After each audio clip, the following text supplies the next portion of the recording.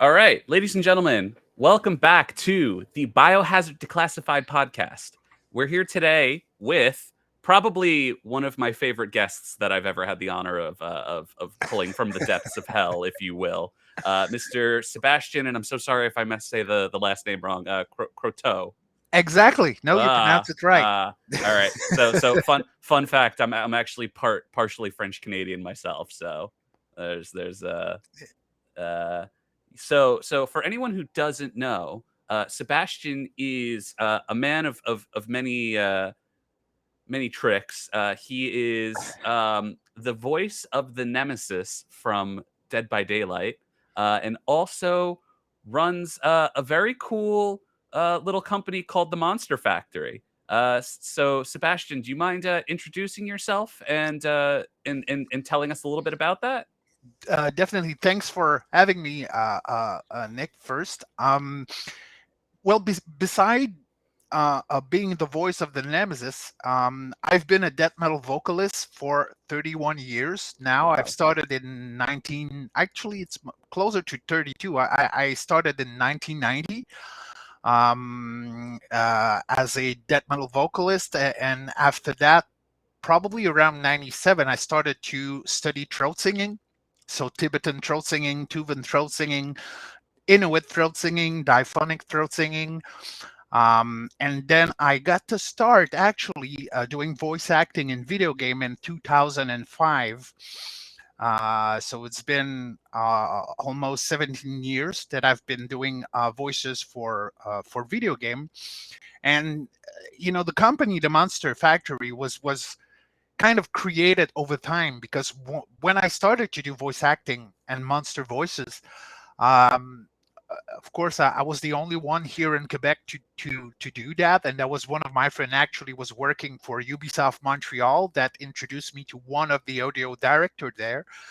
And they asked me to voice 5 different creature for the game Far Cry Instinct that went on Wow. the Xbox, the Oh the, my the first god. one in 2005.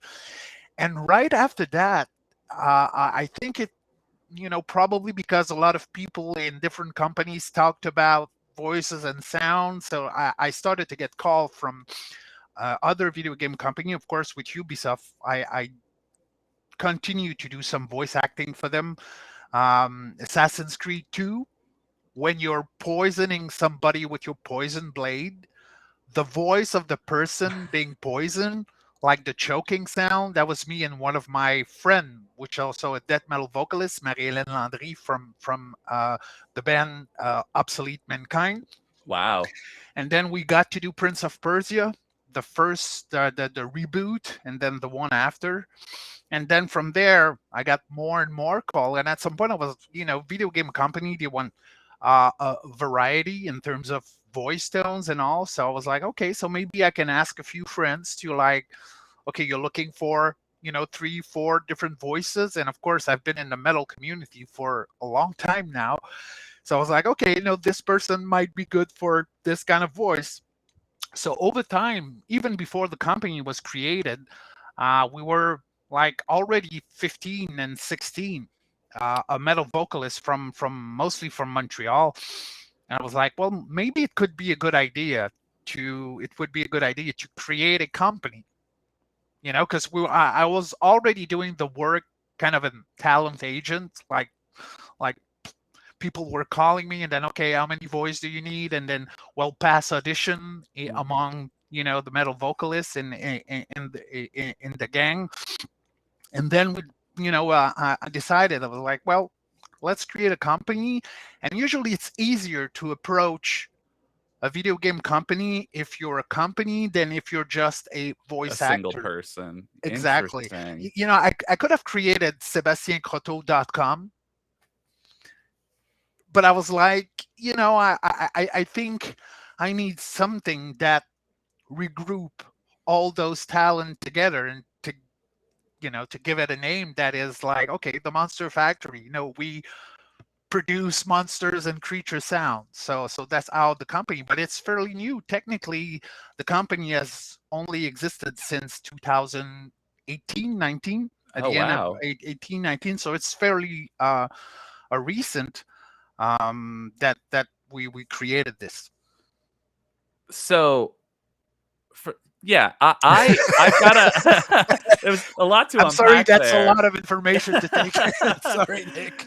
No, and you know what? It's a lot of very interesting information because when you never think about when you're playing a video game, the choking, the grunts, the groans, the screams. Like you don't ever think about that. Like who are the people that are recording this? Yeah, It, but the thing is, even nowadays, because it's important to say, there's still a lot of those sound, especially for monsters and creature, that are done with animal sound banks, or that people use regular voice actor, but they use one of the software that people use, like one called Dehumanizer, which actually make your voice weird with digital effect. right, So right. there's still a lot of that. But even here, in Montreal, since video game companies started to use metal vocalist to do that kind of sound, I don't think a lot of them went back to sound banks or to software that modify the voice. Interesting. And this is such a unique part of the gaming industry. Um,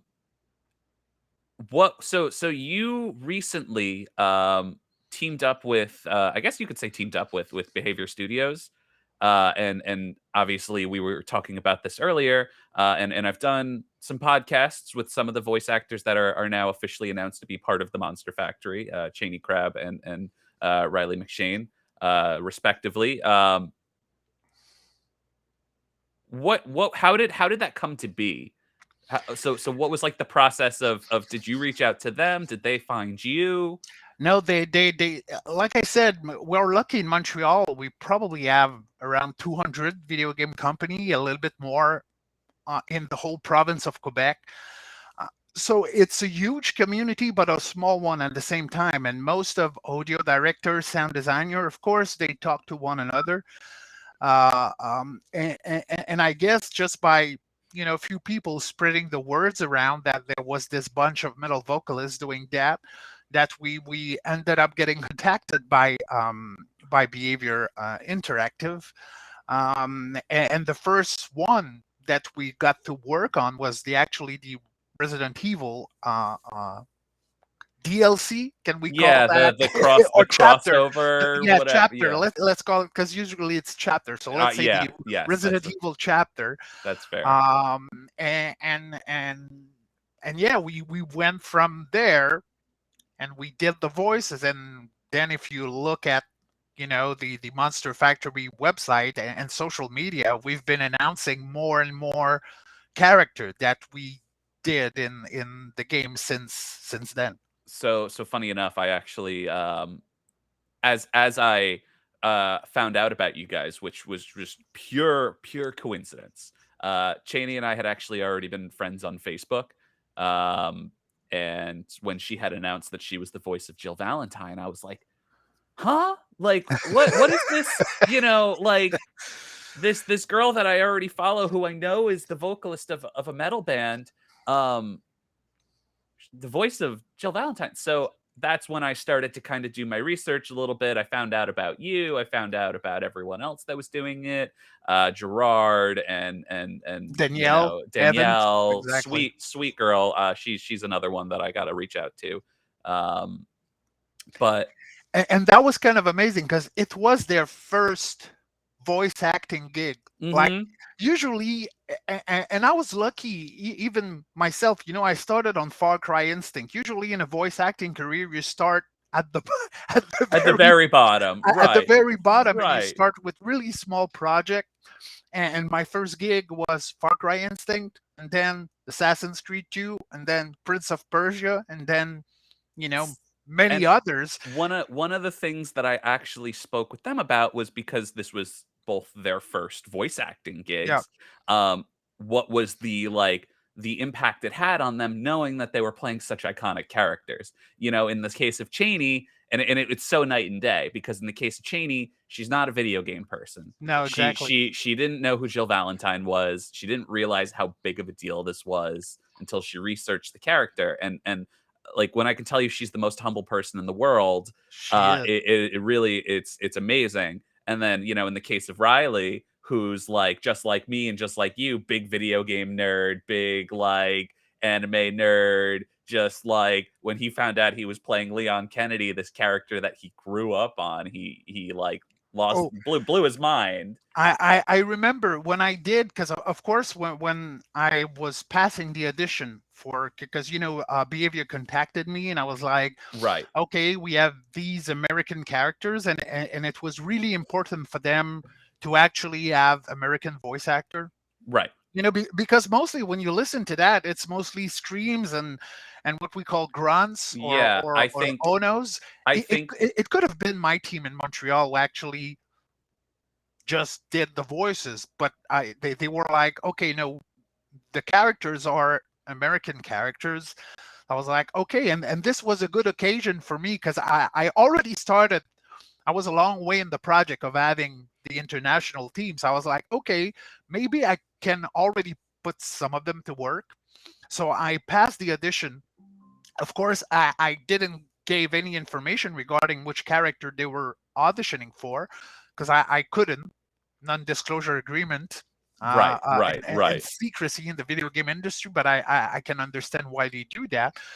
And I remember when they were chosen, we did a meeting where I announced the characters that they would be doing, and I still remember that. Like for Riley and for people who are more aware of what is Resident Evil, I remember their face. They were like, really? I'm doing that character. I'm doing the voice of that character. I was like, yeah. And they're like, oh no, it's not possible. I say, well, it is. It is possible. That's amazing.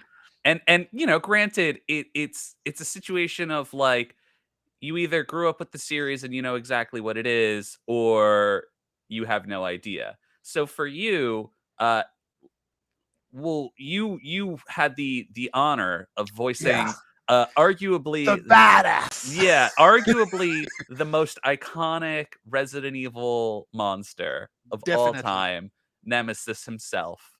Uh what was the process like leading into that? Did you know Well, who he was? Were of you course. yeah, were you kind of in the same shocked state? Or I, or I, was I this was. Of course I was, but that's the thing. Since I was the one signing the contract, I was aware of which character I was auditioning for, and them they were not aware of, because of course there's somebody needs to sign the right, contract right, right. between the Monster Factory and Behavior Interactive. So I was like, okay, I knew I was auditioning for the Nemesis, but that's the thing.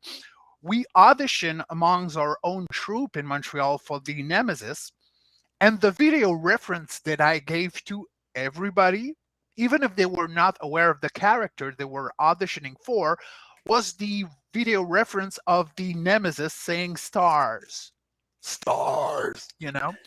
So even if I couldn't tell them who they were auditioning for, what I gave them in terms of information was almost as if I was you giving were it you were away. you were wrapping it in a bow Yeah, and because for me, it's important that of course, video game company contacts me, and usually they ask me because they've been working with me, and then I introduce my troops afterwards.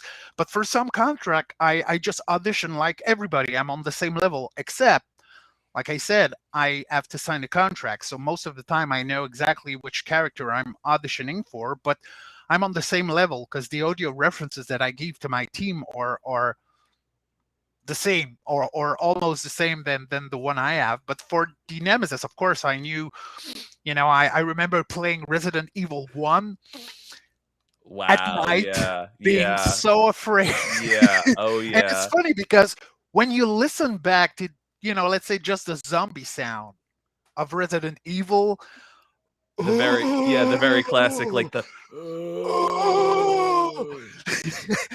and today it's not very frightening. If you look at all the new zombie sounds in Days Gone and in Last of Us and so many, since 28 Days Later and the remake of Dawn of the Dead, if Hmm. you listen to the zombie sound now, it's It's a something little else. more. It's a little more throat. It's a A, little more. It's a little more. a lot more. Exactly. or Exactly. or they do inhale. I will say, to me, it's very the Resident Evil zombies, the original, very very much George Romero Yeah, inspired. definitely. That Definitely. era of like Night of the Living Dead, Dawn of the Dead, Day of the Dead, like Day of the Dead very with the Bob, throat my and favorite zombie of all time, Bob. Ooh. and those that to me is what a zombie should be. Yeah.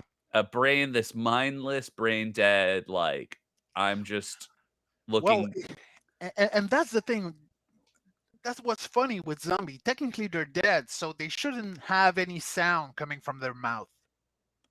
That's yeah, But of course, for the horror factor, we need something. right. And that's the same thing for if you think about people being afraid in movies or in video game, being afraid, like really afraid. Technically, if that was to happen to any one of us, we would freeze, not Mhm, scream. mhm. But for the dramatic effect, most of You the time we need a sound. right, You know, right. I know you were asking about the Nemesis. I'm just gonna get back to that real quick for a second, Of course. because of course when I knew that, I listened to all the different voices, all the different voice actor that did the Nemesis, and Mm, especially because I knew I was going to say stars. yeah.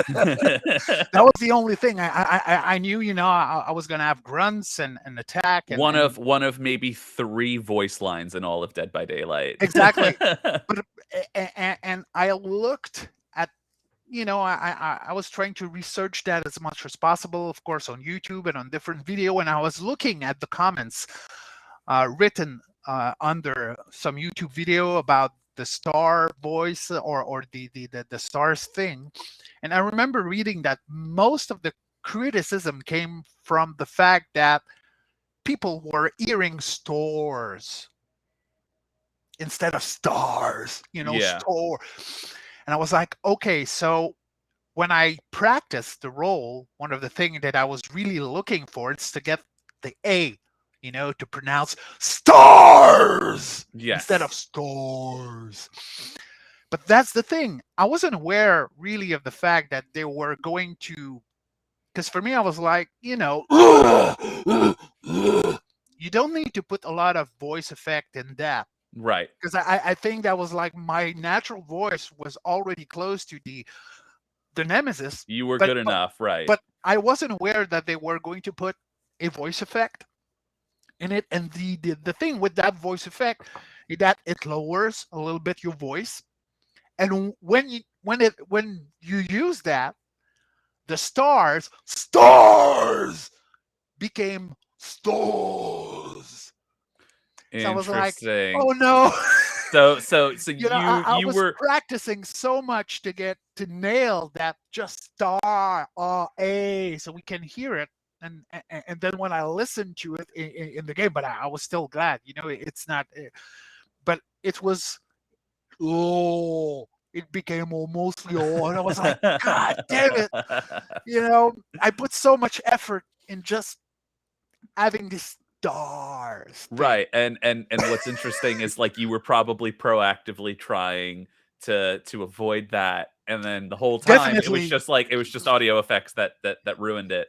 No, but that's the thing. That's people. A lot of people are not aware of that. But with different software like Dehumanizer, it's change. It change a little bit the vowels that you hear when you use it. Mhm. So I'm pretty sure that all the voice actor did say stars, but when you use a certain software, the A becomes kind of a O. But like I said, people are not aware of that, and it's funny because even when I look at the comments, because on Dead by Daylight, it's a huge community, And every time there's a new character, we can found the audio files on YouTube way before the character is out, right? Interesting. Yeah.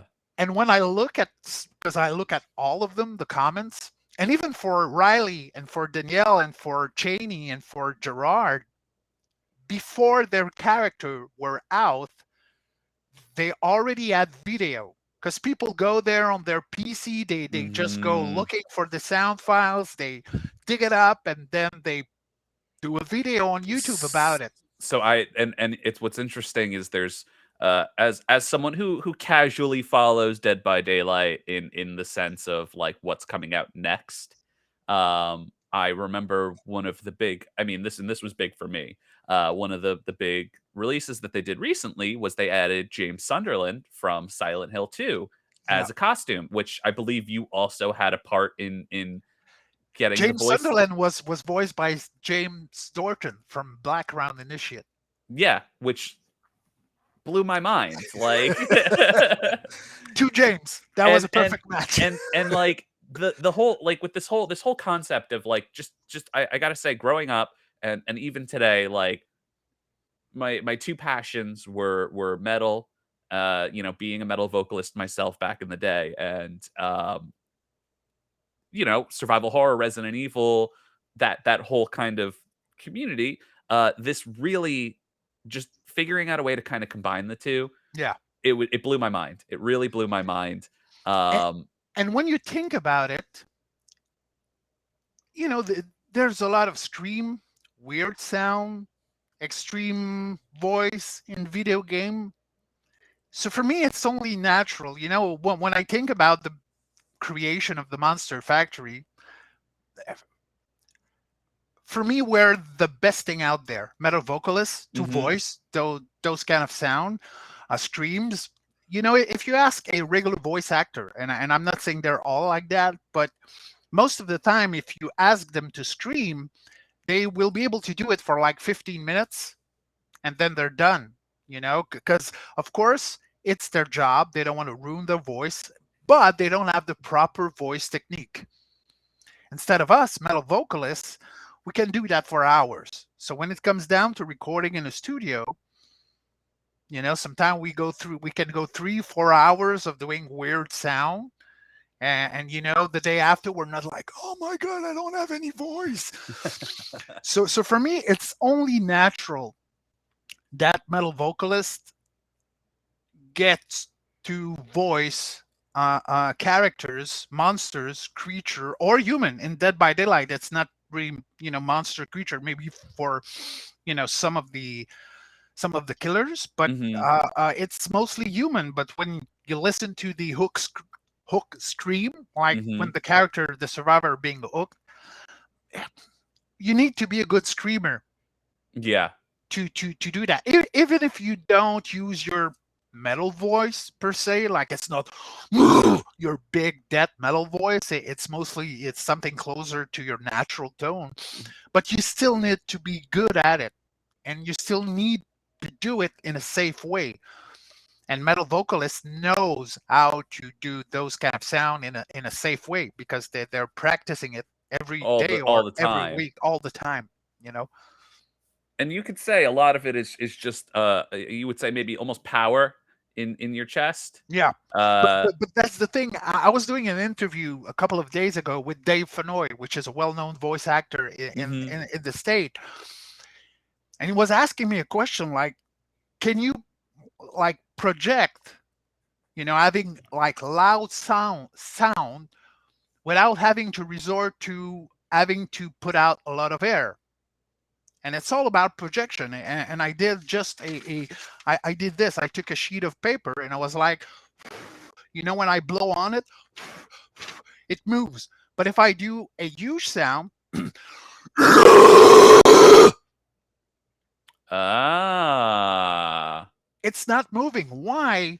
Because the way metal vocalists are using their voice technique, they are able to project a lot Mhm. without having to get a lot of air out. And I think that I believe that has something to do with the change in your diaphragm or something like that. Your Well, that's the thing is, one thing, there's a myth in the singing community that when we exhale or when we sing, we use our diaphragm. The diaphragm is useful when you inhale. That's the muscle that actually work the most. But when you exhale, that muscle is passive. And the muscle that helps you getting the air out are mostly the uh, costal, and inter, the small muscle here, Yes, yes. intercostal. Is that the word? Because I'm French Canadian. I'm sorry. I'm looking for the word, but these muscle, the abs, Your and, internal some whatever. of the lower back muscle. So these are truly the muscle that are most active when you exhale. Hmm. So it's not really the diaphragm. The diaphragm has a passive role when you exhale. Contrary to popular belief that the diaphragm is there when you exhale and when you sing. So that's mostly those muscles actually make you control the pressure that you put on the lungs to get the air out. But I think metal vocalists are really good at being able to project and amplify the sound that they're doing without having to resort to, like I said, a lot of hair coming out of their mouth. And even with the heavy metal voices, like the yeah, you know, yeah, yeah.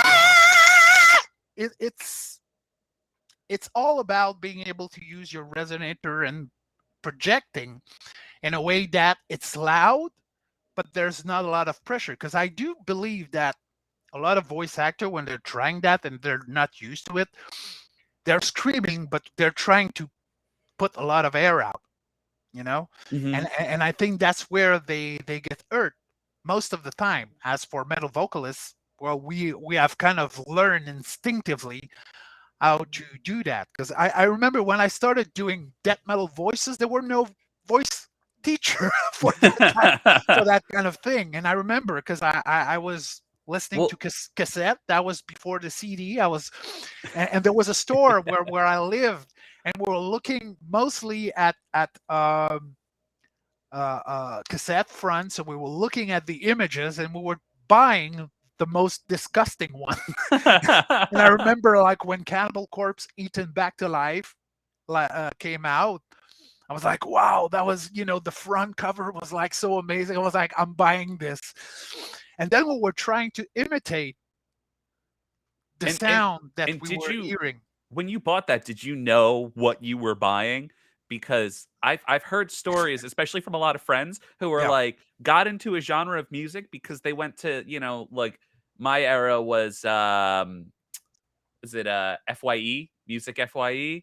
Uh that was like a, I guess I don't know if that's over in like, Montreal or Canada, but that was kind of like a music store here. You would go, you pick up CDs, whatever.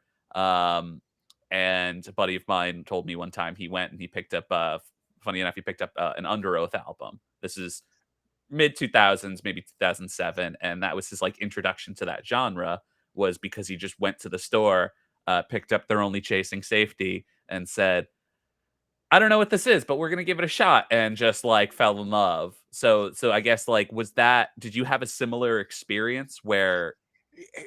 The thing is, where I not grew up, because I was born in Quebec, but then Mhm. I moved to a place called Rimouski. And even at the end of the 80s, 88, 89, there was a lot of metal bands.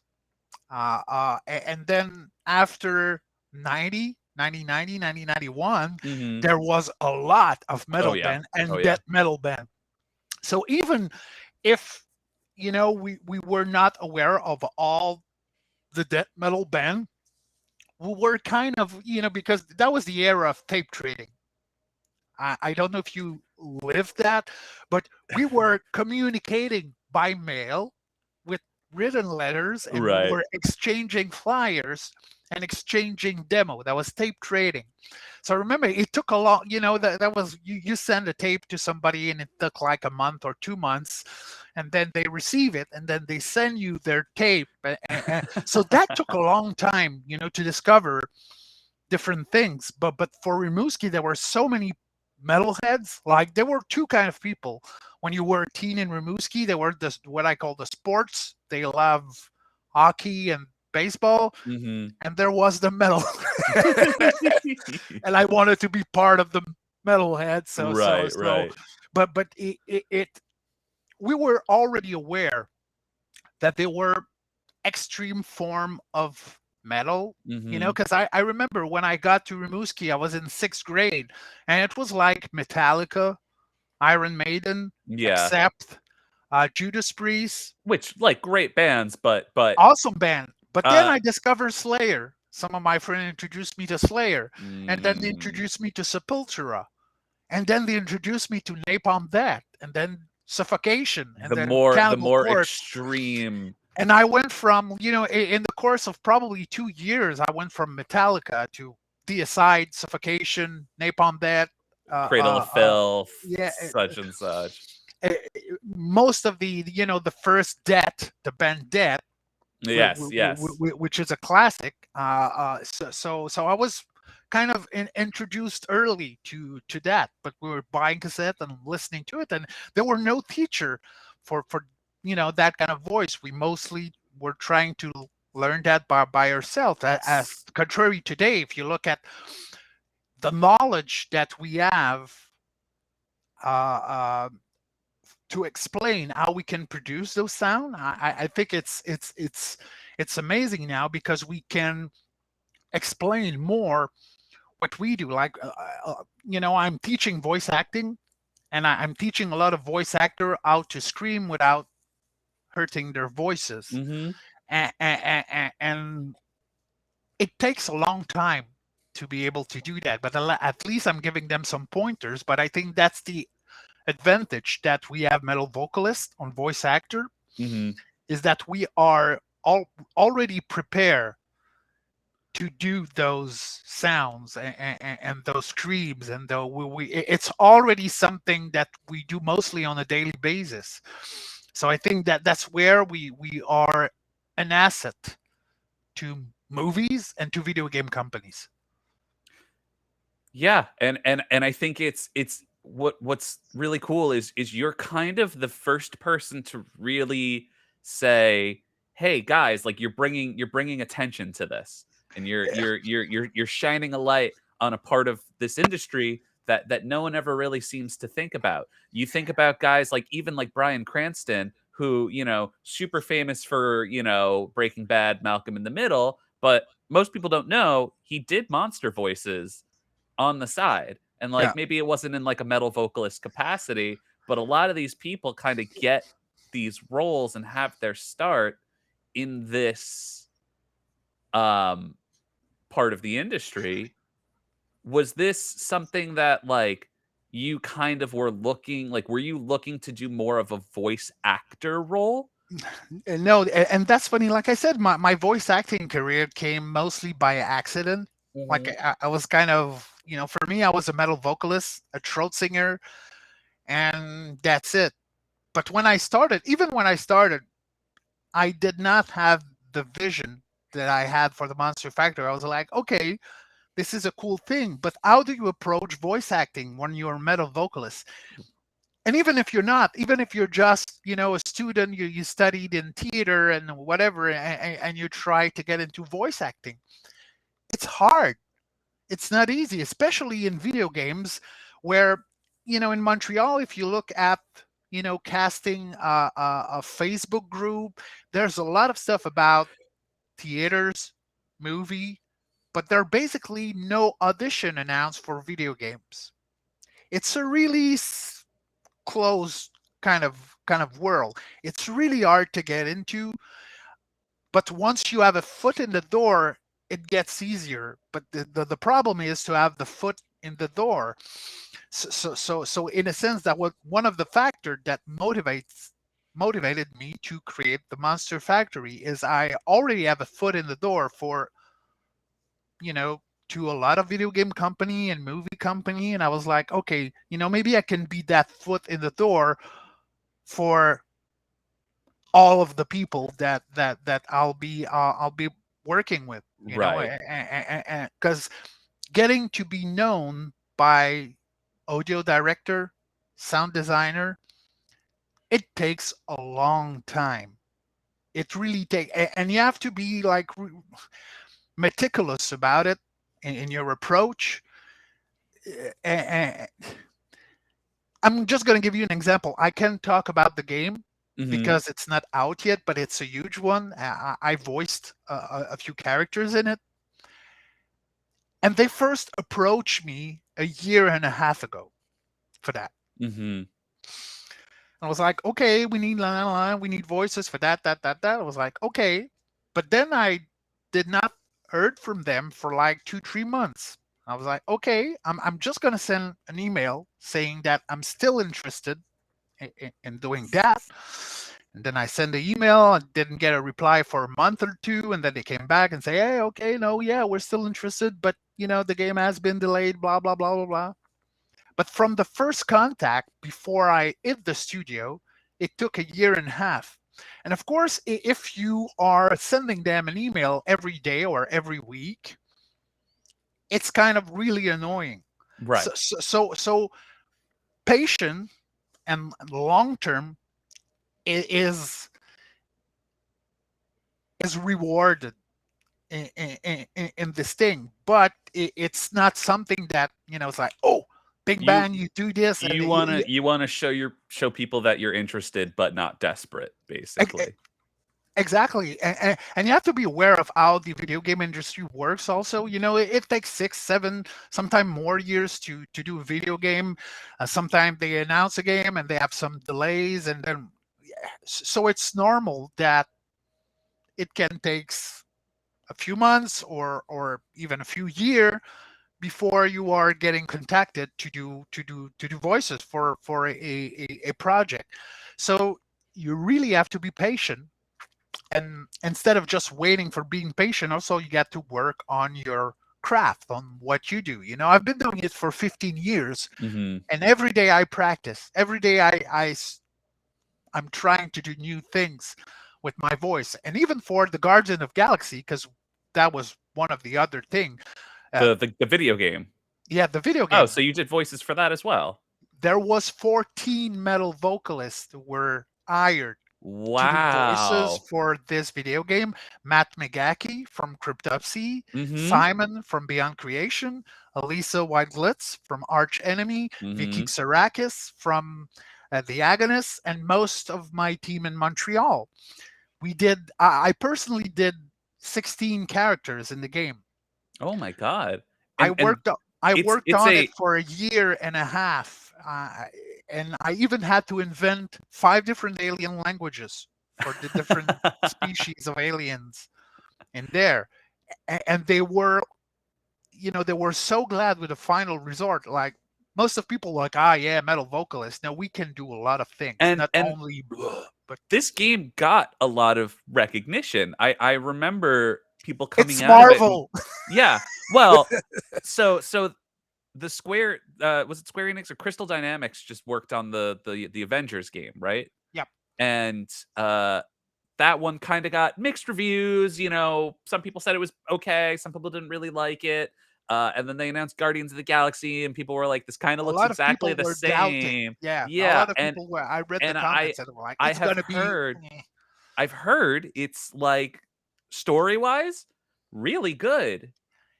from start to finish. It's an incredible game, and I'm not saying that because I'm in it. Oh, I'm If you sure. look at the story, if you look at the dynamic between the main voice actor, the voice acting is absolutely incredible. Hmm. The audio track, the audio soundtrack, the composer Richard Jacques from France, he did an absolutely amazing job. And for the game, they created a band called Star Lord, and this is the audio director Steve Shikowski and one of the other recording engineer there. They created that metal band, and they did some sound for the soundtrack. So just that, and they won multiple prizes for the narrative and for the audio. Very recently, they're in nomination for a whole lot more. And visually, this game is absolutely incredible. But that's the thing, their attention to detail in the game when, to the aliens and creature, which are usually done by sound banks, animal sound banks, and they really wanted to push the envelope on the on the sound, and that's where I got to work with them. And one of the thing I remember, one of the first meeting I had with the audio director, the first reference that he threw at me was the cantina scene in Star Wars, where you get into a place, it's alien, and there's just a few people speaking English. Because if you look at most of nowadays sci-fi movies, most of the aliens are speaking English, and for me, Yeah. it's like, no way. There's no way that every species knows how to specifically speak For English. me, it's like it's not realistic. If in this fantasy world you have races of aliens coming from different galaxies, there's no way everybody's speaking English. And that's, No. of course, with Star Trek, they found kind of a loophole. They have this universal translator. So you don't get to hear much now. You can hear some Klingon, you can hear some Romulans here and there. But still, for me, it doesn't make any sense. And I love when I listen to a sci fi movie and I cannot understand What they're saying. what they're saying. Because They can put some subtitles, it's fine. But for me, it's more credible when they're doing that. So the first reference he threw at me was that, and I would like something like that. I was like, okay, I know what you mean, and I'm 100% with you. So let's do weird alien voice, and let's try and find them their own vocabulary and their own words. Right. Which is I 100% agree. I think and I also think it's funny when they just go, "Oh yeah, this alien race, they can speak English because, Yeah. and they'll give you maybe an excuse in terms of, "Oh, they researched humans and like every alien race knows about humans and the fact that they speak English and Well, that's one of the thing. Why human needs to speak all English? right. There's so many languages It's in our like, world. come on, it's like English is, but I can understand why, because even when I was working on the international team from the Monster Factory, all the meetings that I had with people from Russia, Germany, Italy, and even Brazil, and all the other countries, we did all our meeting in English, because English is the Most most common language to so I can understand why they go this way in science fiction movies and video game. But at the same time, I think it's kind of it's there's something it's that we lose in there. it's so interesting because someone said one time, and this has always stuck with me. Uh, Everyone around the world is so open to learning how to speak English, but English speaking people are not open to learning another language. Yeah, And yeah. as someone who grew up in New York City, as someone who like grew up in this like melting pot of the world, there's so many cultures, there's so many things around me. I have always struggled to learn another language that was not English. Yeah, me, I was kind of lucky because and I don't remember, but my mother told me that when I was 5, I was listening to Sesame Street in Mhm. English, Mhm. and I was listening to, of course, Cookie Monster, which now I understand why I was so in love with that character, because for me, it's the first death metal Yeah. vocalist ever. Cookie And even Cookie there's a Monster. lot of people who call metal vocalists like the Cookie Monster style kind of Yes, yes. voice. Cookie Monster Um, is the gateway to death metal. Exactly, and it's funny because I've been giving voice lessons for almost 10 years now, a little bit more than 10 years, and one of the stage that I show to people, one of the things that I show to people, it's the Cookie Monster voice, because this is for me the gateway to use our false vocal cords. Because when you go from, let's say, Tibetan throat singing and Tuvan throat singing, and then if you put a little bit more pressure, cookie. So the pressure makes the switch in what vibrates. And in the first one, I do a double vibration of the vocal cords. This is how Tibetan monks and Tuvan throat singer can actually produce that note. They do a double vibration on the vocal cords, and it produces a subharmonic, so a note below the note that you are actually singing. Because when I do, this is really the note that I'm singing. But when I do the double vibration, it produces that subharmonic, and then you amplify it. And when you do the Cookie Monster voice, you still need a second vibrator to be able to produce that low sound. Mm-hmm. But since you're using a little bit more pressure than Tuvan Tibetan throat singing, the double vibration transfer to the false vocal cords. So, cookie, C is for cookie, that's good enough for me. C is for cookie. And when you listen to that sound, because this is, like I said, this is part of the lesson that I'm giving, you can clearly listen that, okay, this is, for people who know about it, he clearly use his false vocal cord to produce that. And of course, when Mm-hmm. you know how to use them, you cannot really hurt yourself with false vocal cords. And this is Yeah. what I've recently shown to voice actors. They were like, they're trying to produce distortion on their vocal cords, and I was like, try it like this, like. So when you do that, you actually use more your false vocal cords to produce a vocal distortion. And they were like, wow, it doesn't hurt. I was like, yeah, because and that's the funny thing. We were all born screaming. Like everybody, when they were a baby, scream hours and hours every day. And at some point, we kind of lose that instinctual ability to be able to scream without hurting ourselves Mm-hmm. for many different reasons. But we were all metal vocalists right at the start. So we've talked about the Monster Factory. Yeah. We've talked about, you know, everything from Cookie Monster to to your storied career as a metal vocalist, and starting this up.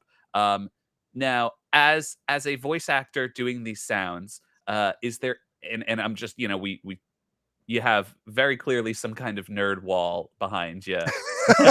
Yeah, I saw one of the comments that, geez, look at that background.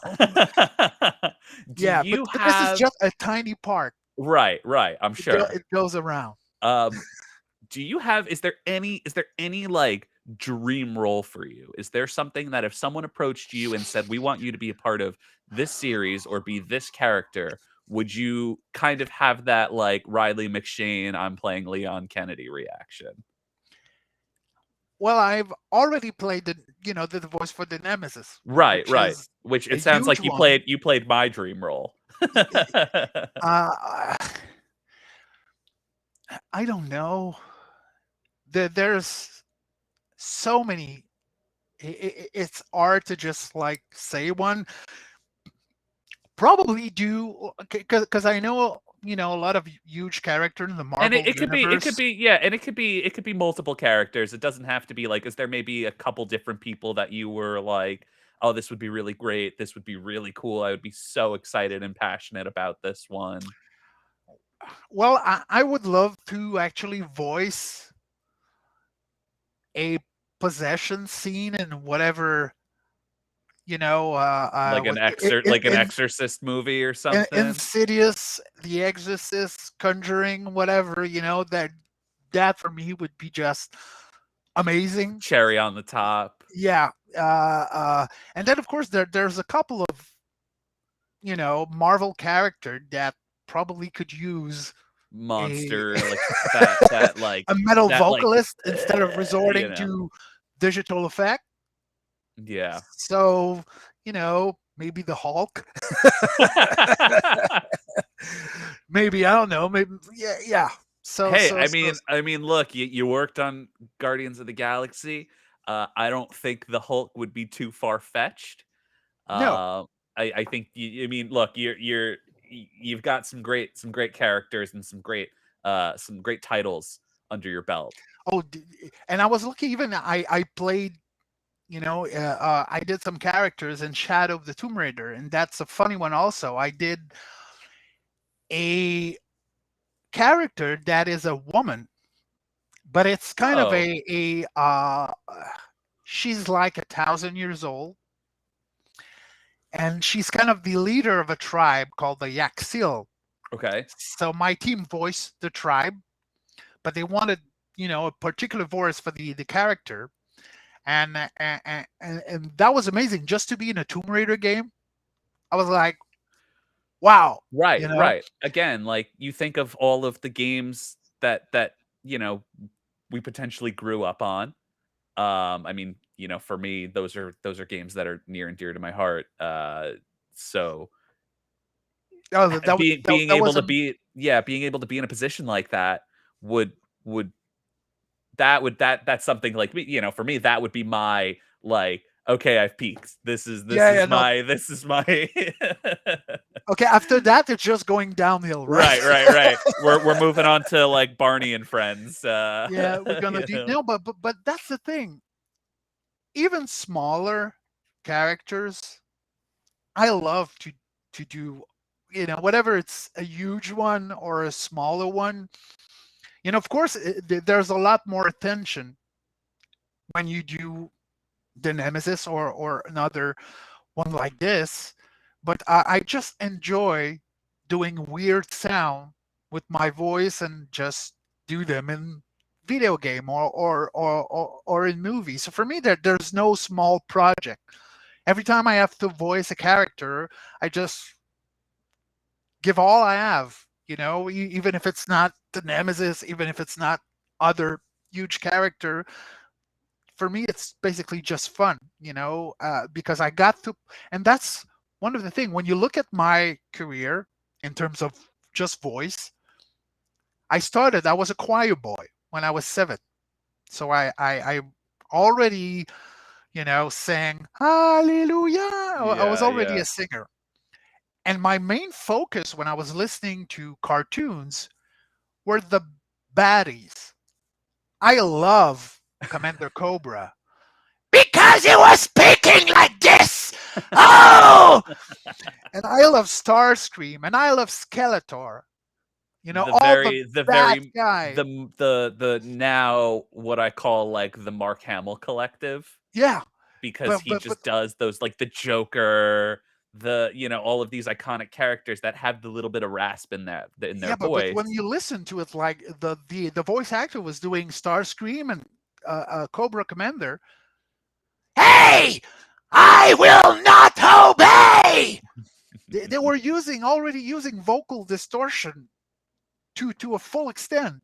Even if people were not aware of that, really, like they were. When you listen back to it, it's like, wow, this is amazing. And Cookie Monster being for me the first one, so I already had this interest in bad people, in monsters, and in weird voices. And then I started to sing as a choir boy, and then I started to listen to metal, started to sing metal music, and then started to do throat singing and other weird kind of voices. And this is one of the things that I enjoy the most, just exploring things with my voice, trying new things, trying to work different things and find new sound. And of course, when you're getting paid to do that, that's just the cherry on top. For me, I probably would do it just for the fun of it. But of course, it's a huge industry, so you're asking to be paid fairly because they're making millions of dollars on those video game and on those Right. movies. So of course, It's a and this is, a life lesson that I've definitely learned, this, I would say, very recently, is you may, as much as you may enjoy doing something, and, like, I think, there's a certain, uh sense of, like, okay, I'm a part of this larger than life thing, and I'm just happy to be here. I think an important thing to keep in your mind is always to know your self-worth. yeah, And I think that's a perfect example of, hey, I love doing this, and I love, like, I'm so happy to be here and be a part of this project, but, like, I also know that it's my time, my energy. I know you're profiting off of this, so I would like to be compensated fairly for this, because I know what I'm doing is good, and I know what I'm doing is going to make you a lot of money. exactly. And especially with metal vocalists, because being able to have a good metal voice, it takes years of Mhm. training, right? Oh, yeah. Oh, yeah. So for me, it's like all those years of training has to be taken into account when you're actually negotiating your Right. rate. So for me, like, you're not going to charge $25 an hour for that kind of for Right. that kind of R thing, because if you look at, for me, it has been 32 years actually. right. Of course, I don't charge by the year, but you have to put that into the equation when you're negotiating your rates. Like, Right. I have and of course, with the expertise I have, because I'm not only a voice actor, I'm also a casting director for different Mhm. project. I'm also a voice director for different project. So there's this 17 years of experience behind me in the video game community, 32 years of experience as a metal vocalist. So, like I said, I have to take that into account when I negotiate. And I do that when I have to do it on behalf of other people, other metal vocalists. I do take that into account as well, because it's important that there, and I know that video game company understand that. I am blessed to work with companies that are actually uh, uh, uh, mindful of that aspect. They're not like, okay, we're going to pay you $50 and you're just going to be happy to do that. Right, right. No, that's not their approach. And like I said, of course, there's many factors that you need to look at when you negotiate those rates. And the fact that we have all this technical experience on our voice and how to do those sounds, I think it has to be taken into account when you're negotiate, your rate. Oh, I see a question. Do you get much? I'm sorry. No, it's totally fine. I just rarely. I looked at a couple of comments. Do you get much creative freedom? And it is dependent on your status as a voice actor. Um, Good question. On Guardian of the Galaxy, I was lucky because, and I became good friend with the other director, Steve. Mhm. Right off the bat, he asked me to do the sound creation for the creature an alien, which means I got to suggest to the audio director which sound should match whatever creatures and alien they were showing me. So in that, I got a lot of freedom, to explore and to. Same thing for the language, the alien language. I basically worked that on my own. I send them clips afterward, audio files, and he liked it. I said, "That's perfect.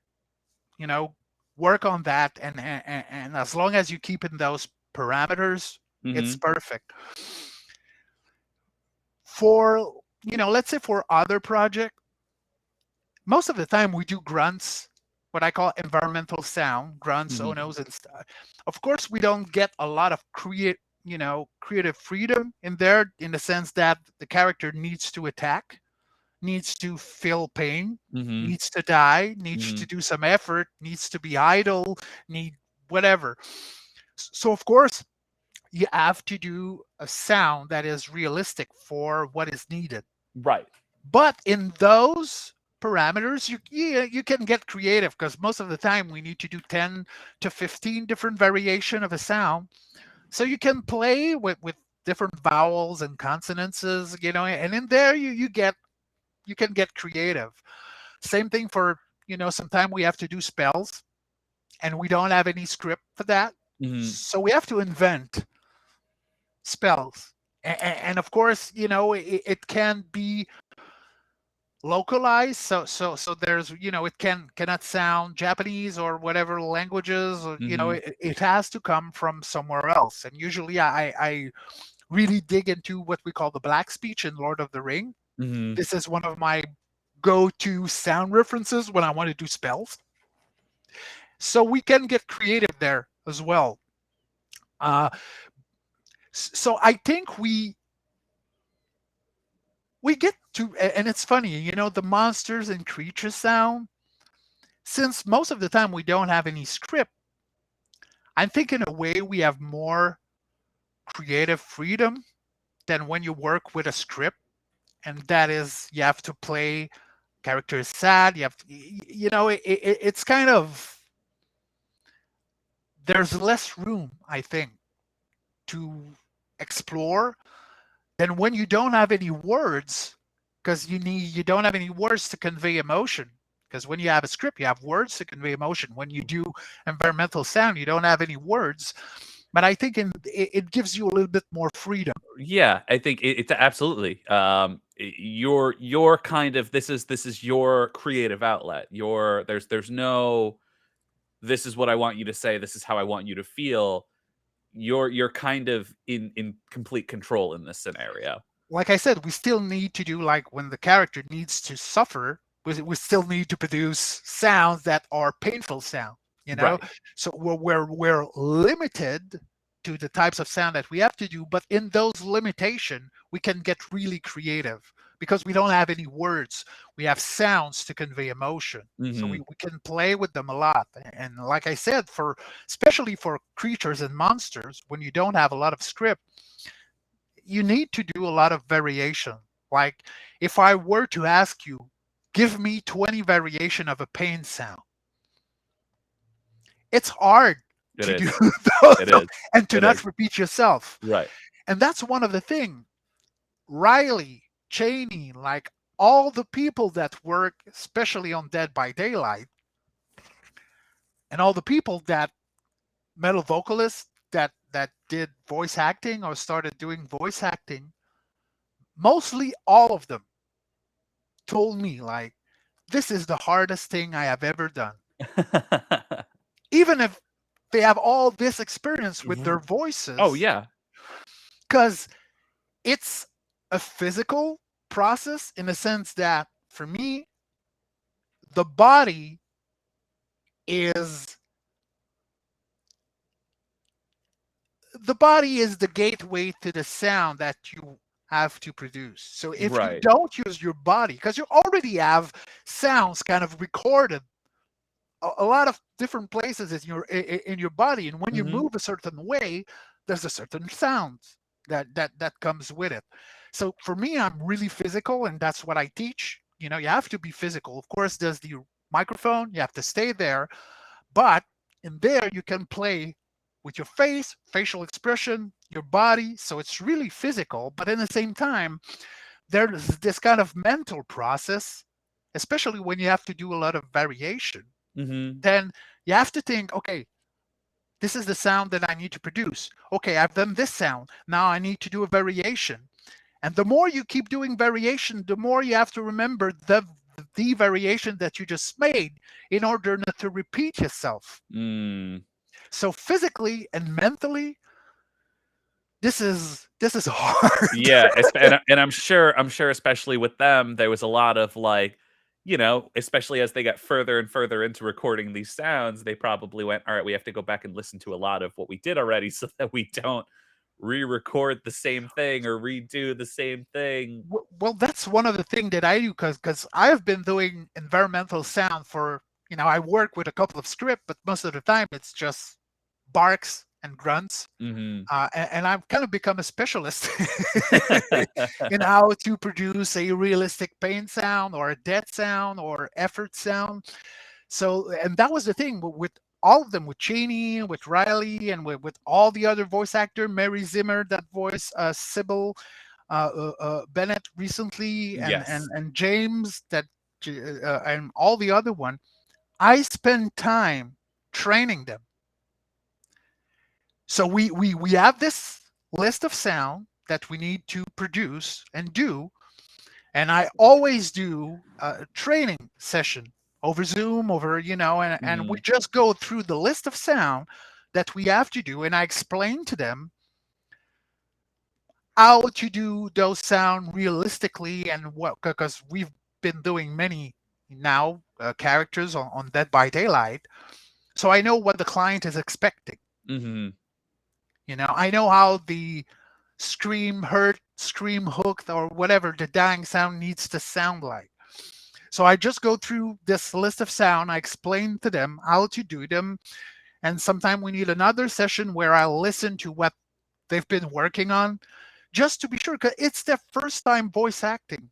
And I want it to be a good experience. So if you're not prepared, you are going in there and you have no idea how to do those sound. Okay, you can scream, oh, this is hook scream, this is pain, right? But how do you do a healing sound?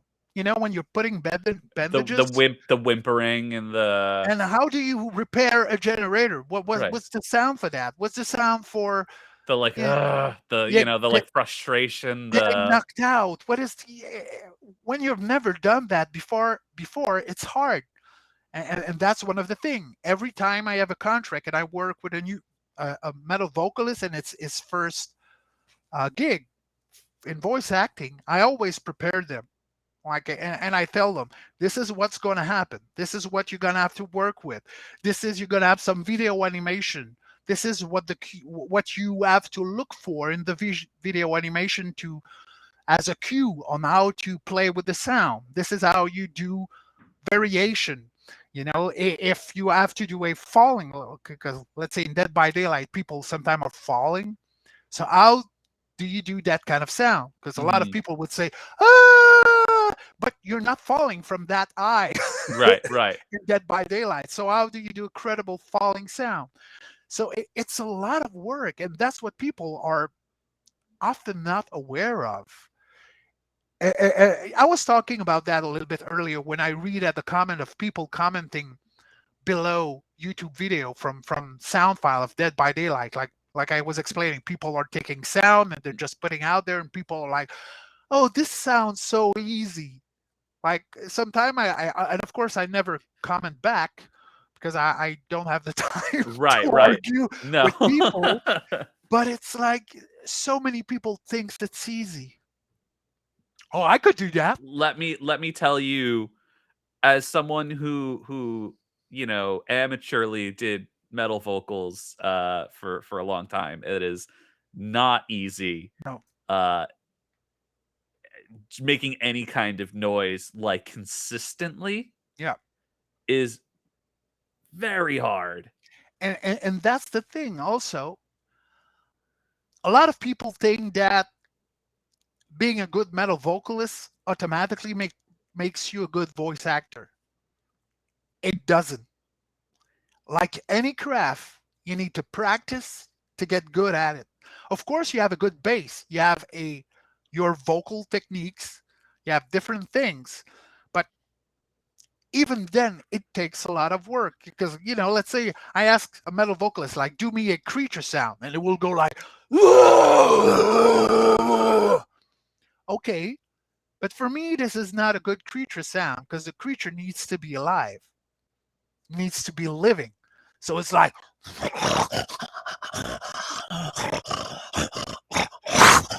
Right, it what needs to be put in different moods to create that. Okay, this is a living thing. This is not just you screaming, "Whoa!"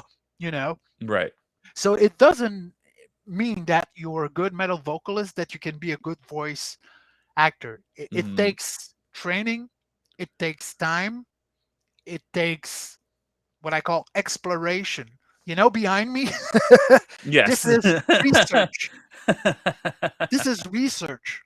Like, and I play a lot of video game. I just bought Dying Light 2 to listen to the zombie sound.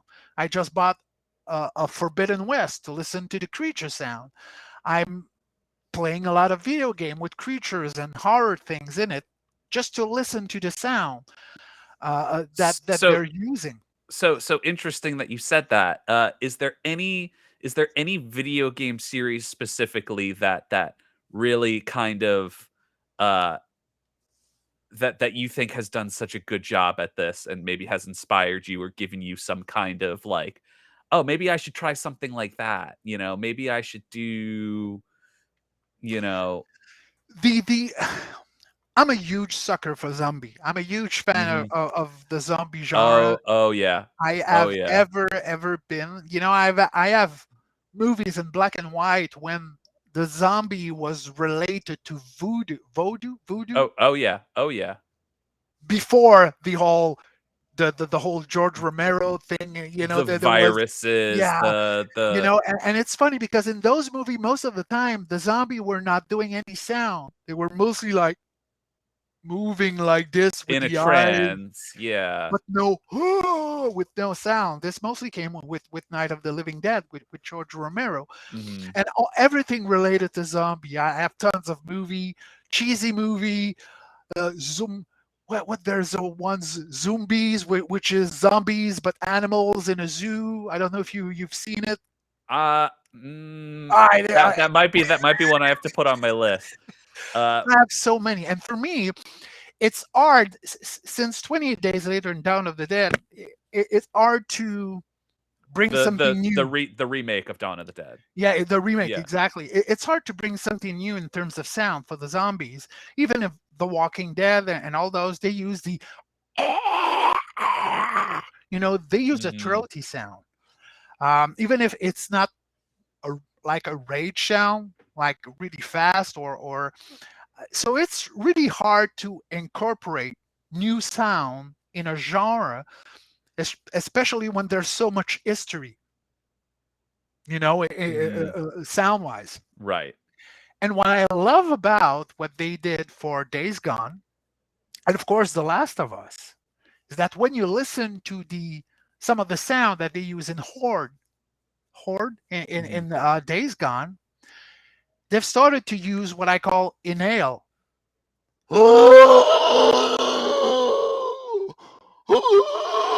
I know exactly what you're talking about. Yep.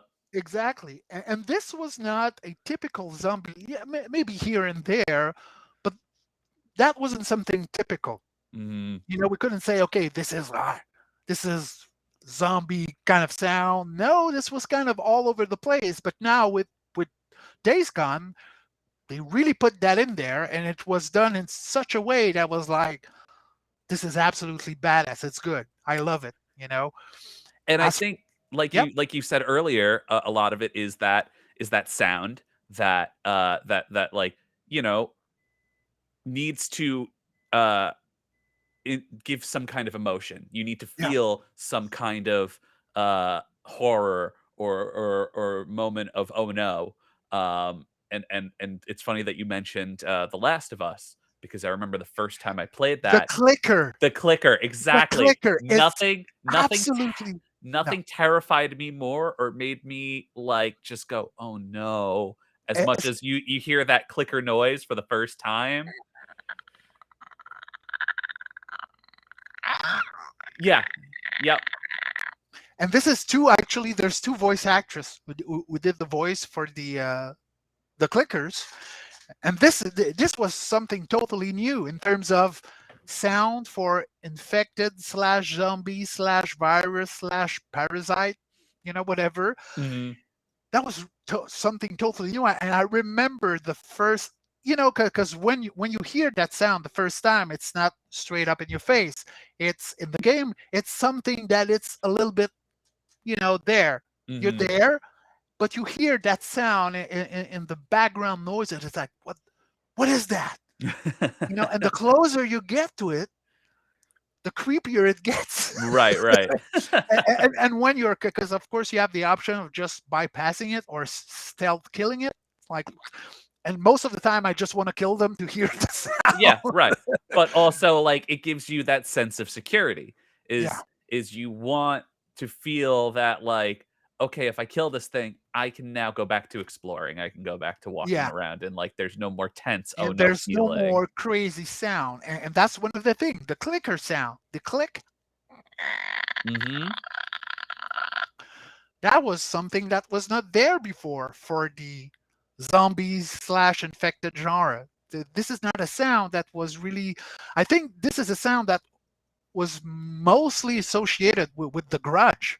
You know, Mm-hmm. the voice effect that the voice Yes. actress is doing for the Grudge, which is a I don't know because I haven't warmed up probably, but this is an inhale click that she's doing, kind of a It almost sounds like an inhale that, like, yes, kind yes, of yes. You it's just kind of let it. Yeah, exactly. so this is more attributed to demon ghostly kind of thing. Mm-hmm. And then with The Last of Us, with the clickers, that was like they were using it the same kind of voice technique, but in a different way. And that was a new approach to zombie slash infected sounds. One I just loved it. another one. I don't know if you've ever played the Evil Within series. Yeah, of course. Evil Within 2 had an enemy that you would encounter occasionally throughout the game, and I can't for the life of me remember her name, but it was that spirit that you would randomly encounter in like the diner or in an apartment, and she would kind of pull you into that other world where you had to do the sneak missions. Yeah. She had a very like, like the Ring, Samara kind of. When you heard that like, Oh, yeah. it really like put that's the noise. It puts like the chill down your spine, and you just go, oh no, And, like. and that's the thing. You know, if you think about that sound in The Grudge, Mhm. and even the fact that they're using it for Or same yeah, the voice garage technique about for the the clicker, ring. most of the time you think when you think about horror sound, you need something really big, really scary. Right. But most of the time, that's what I found: subtlety, subtle sounds, little sounds, creepy sound, whispering. This is for me the most scary things. Not Mhm. like, of course, you need to have huge, but in horror, especially, I think the more subtle it is, the more scary it gets. Right.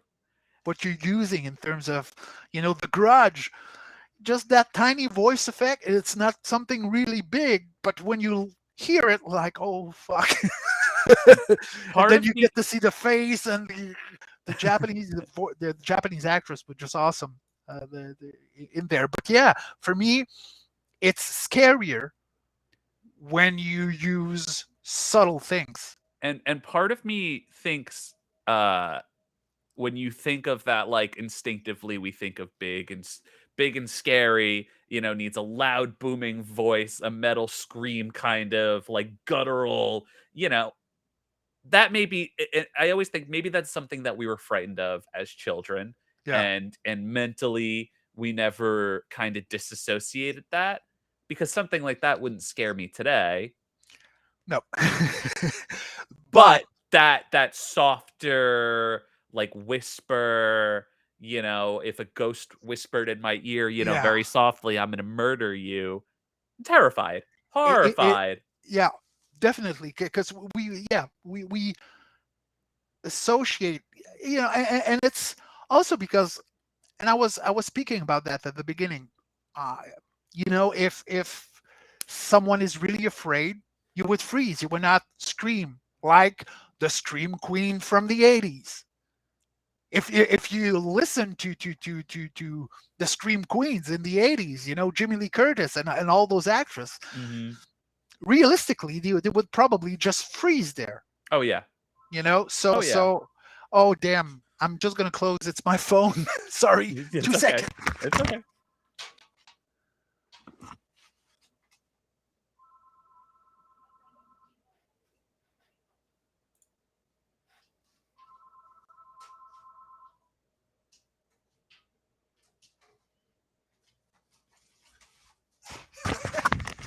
so sorry for that. Oh, it is It, totally okay. That it's is probably my mom. But we associated horror with loud screams, right. because if you are terrified, you need to express that terror, and that became the scream queen in the 80s. You couldn't Hmm. find a movie, a horror movie, without that kind of scream. It horror needs to be loud. But then, even with Friday the 13th, the kind of you know Yes. that was subtle. But if you remember, when I started looking at those, of course, nowadays I'm no longer afraid of Jason. But at the beginning, I was like, oh, that sound. It was not big. It was not huge. That was something subtle. But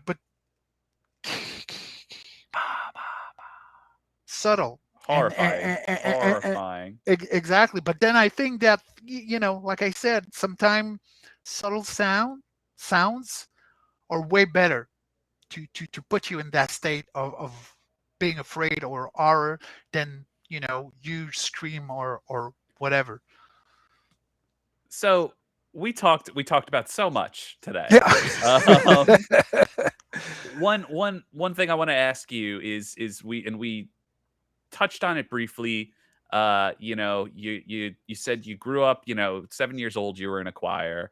It was sixth, seventh grade, you decided like I want to be a fan of metal, heavy metal. This is what I love. What was the moment? And it's totally different today. But like, what was the moment where you said like, oh my god, I want to be a metal vocalist? Like, do you have any moment where like, because growing up, like I taught myself how to do it in, as most people in my generation, probably in their bedroom, listening to your favorite bands, trying to recreate that sound in a way that's not gonna, you know, make me hacking up saliva in 5 minutes. Yeah. Um, but It, I was very fortunate to have things like YouTube and people who were easily accessible to teach me how to do it properly. Growing up in the 80s, like you said, there was no social media, there was no death metal vocal coaches. nope. Like There was people Cookie Monster, but right, right. But like y- what was that like, there was like you had heard people doing these vocals. You had heard people through cassette tapes, CDs, whatever, doing this. Like, what was your experience kind of uh, uh, uh, learning how to do that, introducing yourself to that world? uh, well, maybe to answer the first part, I think because I released my first demo in 1992. So like I said, I started singing in 1990. 1992 was the first demo with my voice on it Hmm. that got out. And there I was like, wow, this is something cool. But it's really in 1995 when we released our first CD, and I was able to listen to my voice with a good sound. Because the first demo we recorded it on a 4 track. Oh Four man, track. and it's so funny. As I was gonna say, probably an 8 track in someone's No, that bedroom, was but it was a four four track. track. Not even 8. That was 4. Uh, and I had a little microphone to record my voice. So you can I get to listen to it sometime, and and it's like you can see that there is talent, but it's not clear. But for me, when I got to listen to my voice recorded professionally, because we were in Rimouski, and we came to Montreal to record our album, and Hmm. it was with Pierre Rémillard from Oblivion. I don't know if you remember the band Oblivion in Quebec. That was like a, Heard of, a definitely huge before my time, but a huge band, and Pierre has been known around. He recorded so many metal band here in Quebec, so we had the chance to record with him. So I remember when I first put the CD in a good CD player and I could hear my voice like recorded professionally. I think this is the moment where I said, wow, I can be a really good metal vocalist. And I want to keep doing that more. And it was in 95. And of course, when I started to do throat singing, it didn't took long for me to be good at throat singing. Mm-hmm. And again, I was like, wow, I want to keep doing metal, but I also want to explore my voice and do throat singing And and it's interesting because that I was good at it. you've actually brought up throat singing a couple of times. Funny enough, I don't know how current you are on like newer-ish metal bands in that kind of death metal, deathcore kind of community. But Will Ramos, who is the vocalist I of know. Lorna Shore, recently posted a video about throat singing. Yeah. And it, now that you're talking about it on the podcast, it's almost interesting. Is there do you feel there's some kind of connection, an unspoken of connection between throat singing and doing death metal vocals?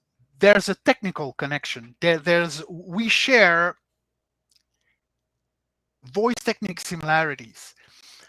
In 1997, I went to the Hospital of Montreal with a otorhinolaryngologist, Hmm. and there was a Tibetan monk, an Inuit throat singer, and two death metal singers. And we got camera inserted in our throat to see, because there was a project with an ethnomusicologist, and Hmm. there was a what we call a throat doctor there. And so we got camera inserted in our nose, in our throat, to actually look at how we could physically produce those types of vibration, weird noises. So they got to the Tibetan monk. So they that was so funny, Tibetan monk, and those cameras were huge, by the way. I was like, Yeah, to shove that down your ooh. yeah. So when we look at how Tibetan monks were able to produce the sound that they were doing, and I was speaking about this a little bit earlier, we saw that they were actually making a double vibration, because usually the vocal cords, let's say, they vibrate like this, okay? Mhm. And when we look at the movement of the vocal cords, not only they were vibrating like this, they were vibrating like this. So there was two kind of vibration. And the fact that we have two vibration produce what we call a subharmonic, like I explained earlier. So it's a note that is one octave below the note that you're singing. Mhm. So it's called a subharmonic. So you're producing that and you're amplifying that note with Mhm. your resonance chamber. So this is how the Tibetan monks are producing their voices. And a lot of people think that they're singing really low. Oh, or the Tuvan.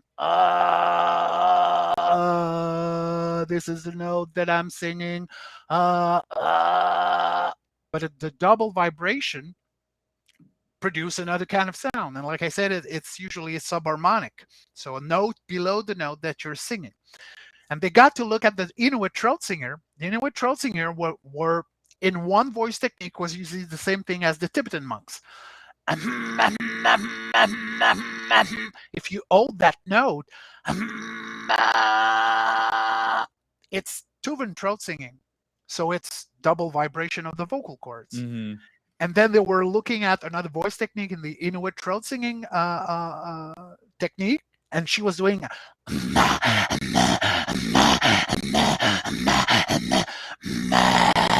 to produce that sound. She's using her false vocal cords. So the false vocal cords acts as the second set of vibrator. Instead of using two kind of vibration on the vocal cords, you keep one vibration on the vocal cords and you do another kind of vibration with the false vocal cords. So there's actually always two kind of vibration, you know, Mhm. one kind for the Tibetan throat singers, it's on the vocal cords. And for the Inuit throat singer, well, they use false vocal cords along with the vibration on the vocal cords. And then we got to look at metal vocalists. And what we saw was actually we were using our false vocal cords as a second source of vibration. So technically, Tibetan monks singing a note, producing a subharmonic or an undertone, and they amplify it. Inuit throat singer produce a subharmonic and amplify it. Metal vocalists producing a subharmonic and amplifying, with always a double vibration. But in some cases, that double vibration is strictly on the vocal cords. And for some other voice technique, there's always two kind of vibration, but the second vibration is on the false vocal cords. So when I saw that in 97, I was like, we did not invent anything new. We're just using a throat singing Mm. technique that has been there for centuries. So I was like, okay, I'm a metal vocalist, but I'm mostly what I call an extreme throat singer. That's so interesting. What a great way to kind of wrap that up So and when I look at Will post, because I saw it, I was mhm. like, yeah, throat Yeah. singing, harsh vocal, It just I felt like I had to ask that question just because definitely. it's never really dawned on me that there may be some kind of connection in that sense. There is. And it's such an interesting uh way to think And, about it.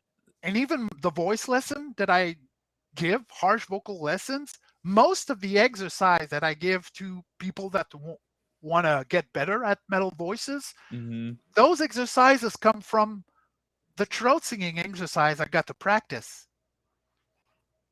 Everything, like even for, just the mouth opening, how to have a good resonance chamber in throat singing. Well, you practice what I call harmonic with the lips,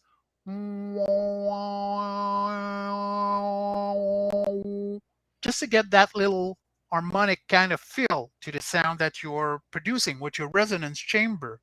But funnily, when I started to do this exercise when I was learning throat singing, my metal voice got better because I was able to articulate not only like like most Right, metal right, right. vocalists sometimes gotta do, but to be able to articulate the sound, the death metal voice, that became way better just because I started to practice those kind of small things, and like I said, most of the exercise that I give in my voice training for metal vocalists comes from throat singing, and I've been doing that for the last 10 years.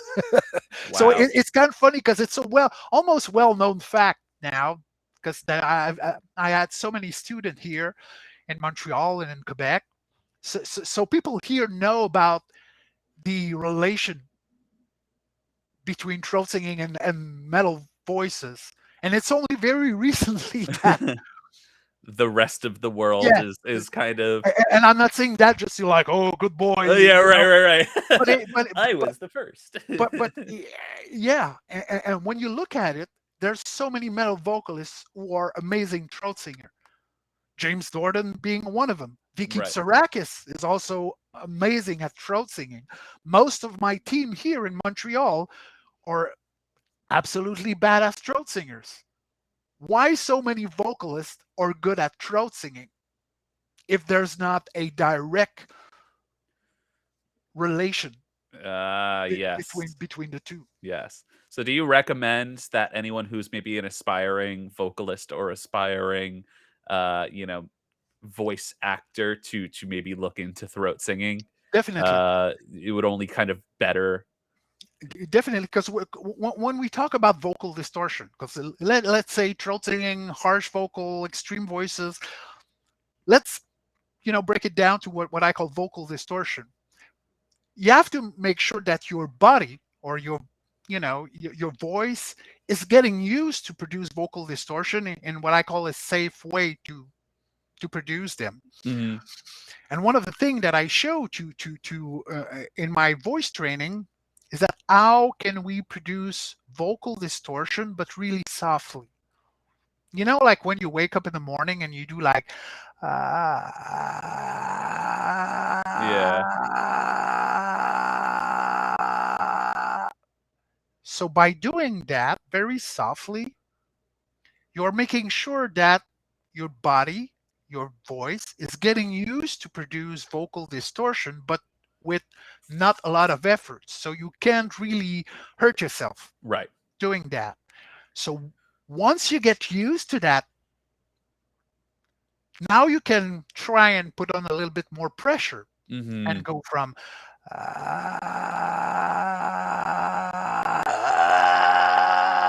and do Tuvan throat singing. And then you can go from Tuvan throat singing to the Cookie Monster thing I was speaking about. And then from Cookie Monster to full on death metal voice. C is for cookie. C is for.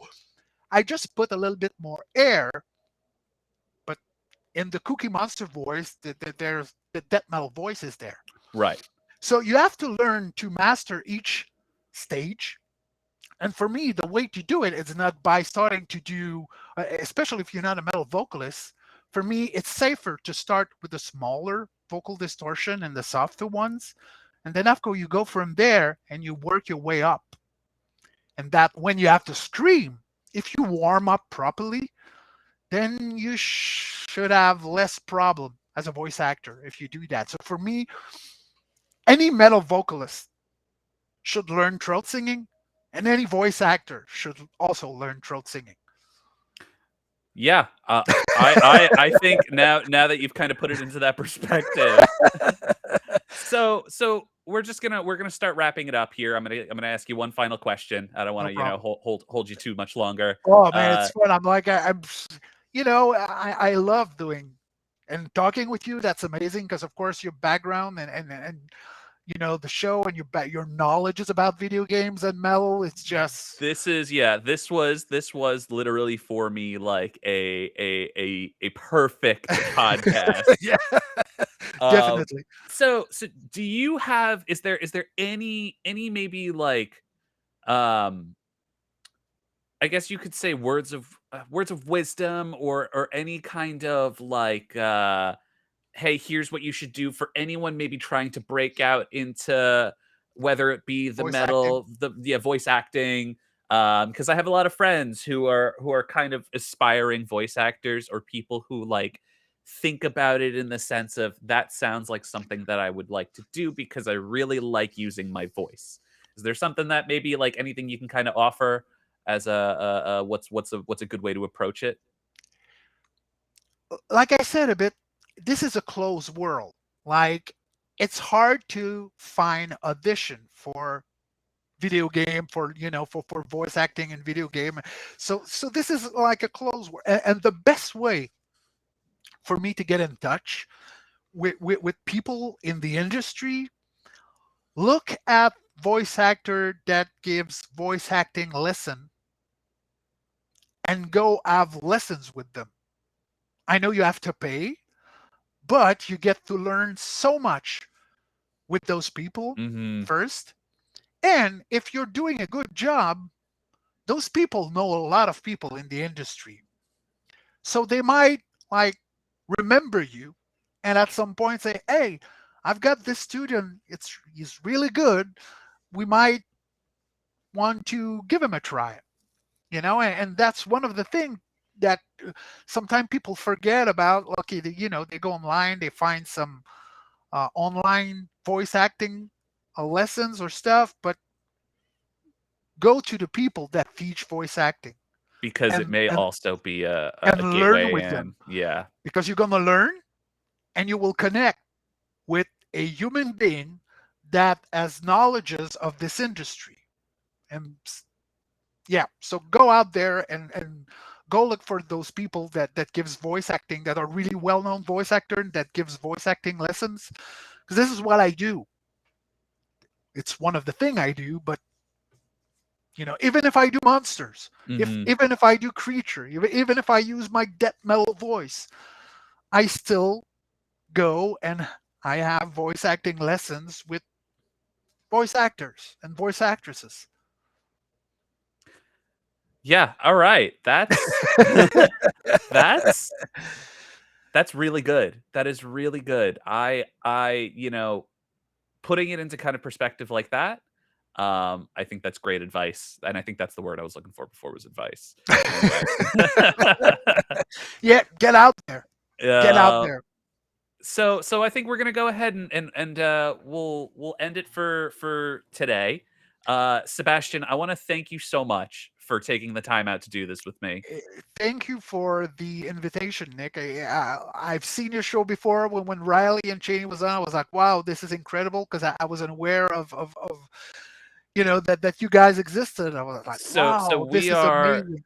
we are yeah, so we just we are kind of like a survival horror uh I know now. multi source.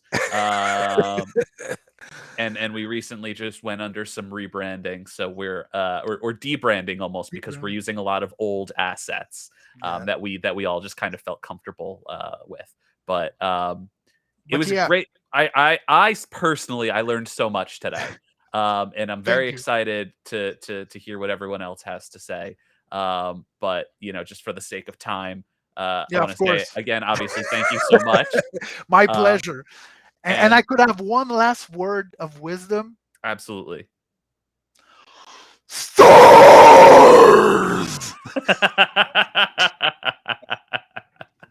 That's it. That was amazing.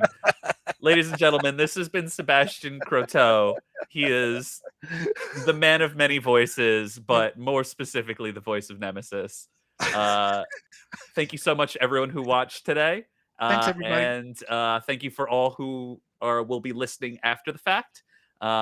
Make sure to go like us on Facebook, Twitch, Twitter, YouTube. We're doing all the social media. My name is Nick from Biohazard Declassified, and we will see you next time.